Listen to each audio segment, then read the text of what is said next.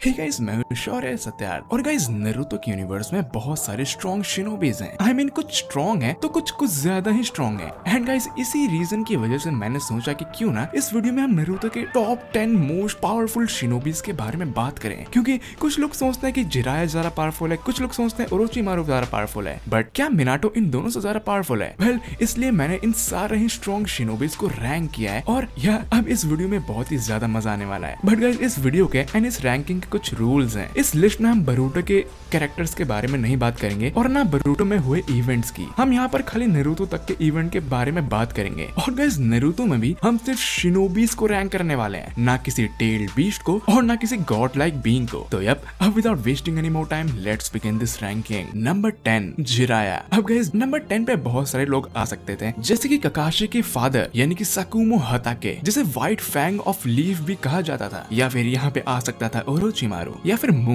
But guys यहाँ पे मैंने फाइनली रैंक किया है जिराया को। अब गाइस जिराया 10th पोजीशन को डिजर्व करता ही था। ना सिर्फ वो बहुत ही ज्यादा स्मार्ट शिनोबी था, बल्कि वो इम्परफेक्ट सेज मोड में भी जा सकता था और उसके टोड jutsu ऐसे अमेजिंग थे जिसका कोई भी इजी काउंटर नहीं है। और किसी भी एवरेज जोनीन के लिए जिराया एक गॉड लाइक बीइंग था। एंड गाइस डेफिनेटली जो लोग कहेंगे कि ओरोचिमारू जिराया से ज्यादा पावरफुल है, तो नहीं, जिराया ओरोचिमारू से ज्यादा पावरफुल है। अगर वो चाहे तो ओरोचिमारू को हरा सकता है। वेल, जो शिनोबी नंबर 9 पे है वो है Nagato, also known as Pain. Well, यहाँ पे हम नागोटो की बॉडी और पेन के बारे में भी बात करने वाले हैं। अब यहाँ पर नागोटो पोजेस करता है रेनेगान। हालांकि वो रेनेगान उसका नहीं है, बट हम ये कंसिडर करेंगे कि ये उसकी खुद की ही पावर है। और गाइस नागोटो रेनेगान के साथ इतना ज्यादा पावरफुल हो जाता है जितना वो पूरी हिडन लीफ को 1 सेकंड में डिस्ट्रॉय कर सकता है। अब गाइस बेसिकली रेनेगान के 6 पावर्स हैं, लेकिन नागोटो ने किया ये है कि उसने इस 6 पावर्स को डिफरेंट बॉडीज में डाल दिया है, यानी कि देवापात, असुरापात, ह्यूमन पाथ, एनिमल पाथ, प्रेतापात एंड नरकापात। और इन सारे बॉडीज के अलग अलग फंक्शनैलिटीज हैं, और अगर ये सारे बॉडीज एक साथ हो तो ये जिराया जैसे लोगों को भी डिफीट कर सकते हैं। तो अब इस रैंकिंग के नेक्स्ट है इताची उचिहा, जो कि नागोटो से ज्यादा पावरफुल है। अब गाइस मैं हमेशा कहता हूँ कि इताची बहुत ही ज्यादा पावरफुल है, बट वो कभी भी अपने प्राइम फॉर्म तक भी नहीं आया। और इस बात का प्रूफ ये है कि उसने कभी भी अपना परफेक्ट सुसानो अनलॉक तक नहीं किया, जिससे ये साबित जरूर होता है कि वो अपने प्राइम स्टेज तक भी नहीं था, बट इतना ज्यादा ताकतवर था कि वो नागोटो और जिराया जैसे लोगों को डिफीट कर सकता है। इस लिस्ट में नेक्स्ट है ओबिटो उचिहा। अब डेफिनेटली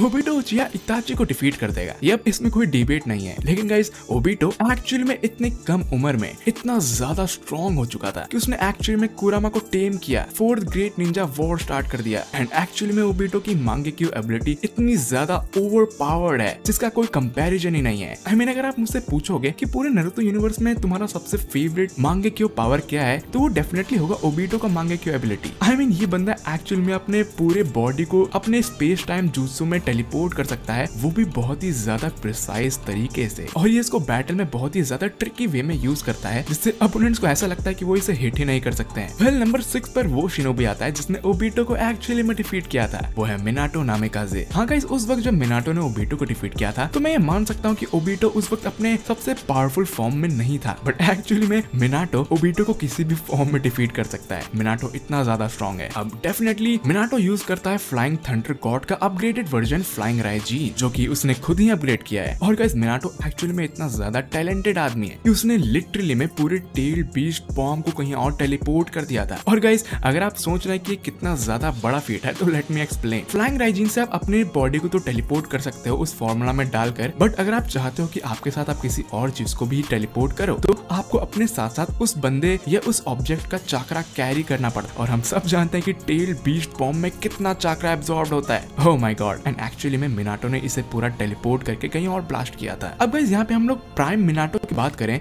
तो वो अपीयर हुआ था 4th ग्रेट निंजा वॉर में, जब वो 9 टेल का जिंचुरिकी था और वो कुरामा क्लोक मोड में था। बट गाइस जो कैरेक्टर नंबर 5 पे है वो है माइट गाय, और ये एक्चुअली में मिनाटो को भी डिफीट कर सकता है। अब हाँ, मैं ये डेफिनेटली मान सकता हूँ कि मिनाटो माइट गाय से भी ज्यादा तेज है जब माइट गाय 8 गेट में होगा। अब इसमें आप लोग बोलेंगे क्या ऐसा थोड़ी ना होता है, माइट गाय अपने 8 गेट में सबसे ज्यादा तेज है। लेकिन यहाँ पे मैं आपको एक मोमेंट याद दिलाना चाहता हूँ, जब माद्रा ने माइट गाय पे ट्रुथ सीकर बॉल फेंके थे, तब मिनाटो ने माइट गाय की स्पीड को भी ओवरकम करके उन ट्रुथ सीकर बॉल के सामने आया और उनके साथ साथ कहीं और टेलीपोर्ट हो गया। इससे ये साबित होता है कि मिनाटो के रिफ्लेक्सेस और मिनाटो की स्पीड माइट गाय के 8 गेट से भी ज्यादा तेज है। बट गाइस होल्ड ऑन, क्या इतना काफी है माइट गाय को डिफीट करने के लिए? नहीं। हालांकि माइट गाय बहुत ही कम टाइम के लिए अपने 8 गेट ट्रांसफॉर्मेशन पे आ पाता है, बट मिनाटो एक टाइम तक अपने स्पीड से 8 गेट से बच तो जाएगा, जाएगा, बट वो कभी भी माइट गाय को डिफीट नहीं कर पाएगा। एंड डेफिनेटली इसलिए माइट गाय इस लिस्ट के नंबर 5 पर आता है। एंड अगर आप लोग सोचेंगे कि हैं सिर्फ नंबर 5 पे ही क्यों, वो आई गेस इस लिस्ट के नंबर 4, 3, 2 एंड 1 को भी डिफीट कर ही देगा। तो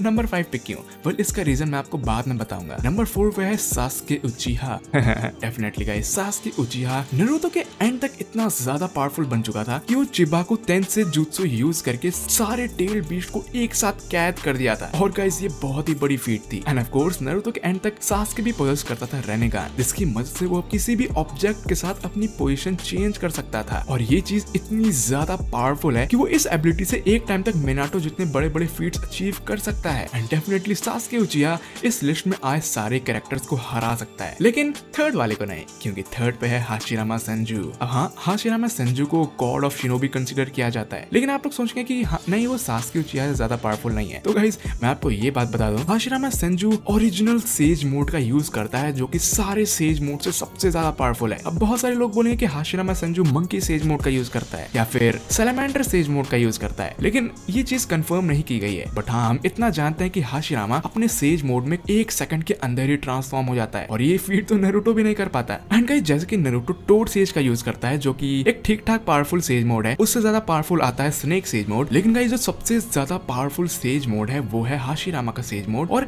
ऐसा कहा जाता है कि वो नेचर का सेज मोड है। I mean of course Hashirama wood style use करता है, वो किसी भी एनिमल की तरह ट्रांसफॉर्म ना होकर के पूरे नेचर की एनर्जी को अपने अंदर एब्जॉर्ब करता है, जैसे ट्रीज एक्सेट्रा, और इसलिए वो सबसे ज्यादा पावरफुल है। आई मीन जरा आप सोचिए, इस बंदे ने एक्चुअली अपने सेज मोड में कुरामा से भी बड़ा बुद्धा क्रिएट कर दिया था, और उसने कुरामा को बहुत मारा था।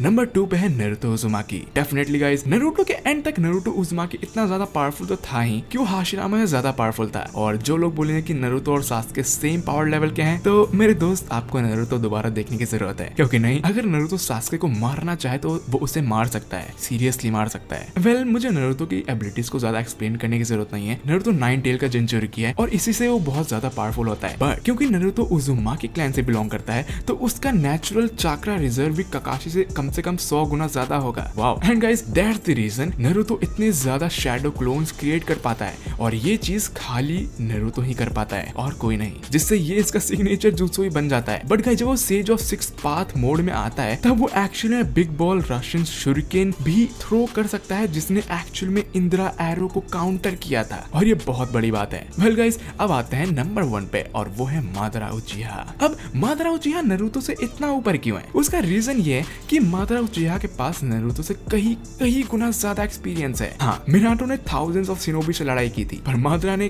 कम से कम 1 lakh shinobi with all Kages, current and previous with all 9 tail beast से फाइट की थी अकेले। That's amazing right. और हाँ गाइस, हम लोग यहाँ पे मादारा 10 टेल की जिंचुरी को कंसीडर करेंगे, क्योंकि नारुतो को भी हम ऐसे 9 टेल जिंचुरी के ही कंसीडर करते हैं राइट। तो यह बिना किसी डाउट के मादारा उचिहा इस लिस्ट के टॉप पे है कई सारे रीजंस की वजह से, और उनमें से एक रीजन ये है कि उसने एक्चुअली में माइट गाय के डायरेक्ट अटैक को सर्वाइव कर लिया था, जो एक्चुअली में स्पेस एंड टाइम को भी बेंड कर सकता था। अब हाँ, आप लोग बोलेंगे कि माइट गाय इस लिस्ट में नंबर 5 पे क्यों था? तो माइट गाय का एक बहुत ही बड़ा बैकड्रॉ है कि वो 8 गेट फॉर्म में कुछ ही मिनट्स के लिए रहता है, और अगर वो 8 गेट फॉर्म में नहीं है तो सास्के उचिहा हाशिरामा नारुतो से डिफीट कर देंगे। लेकिन गाइस मादारा को माइट का 8 गेट में भी डिफीट नहीं कर पाएगा।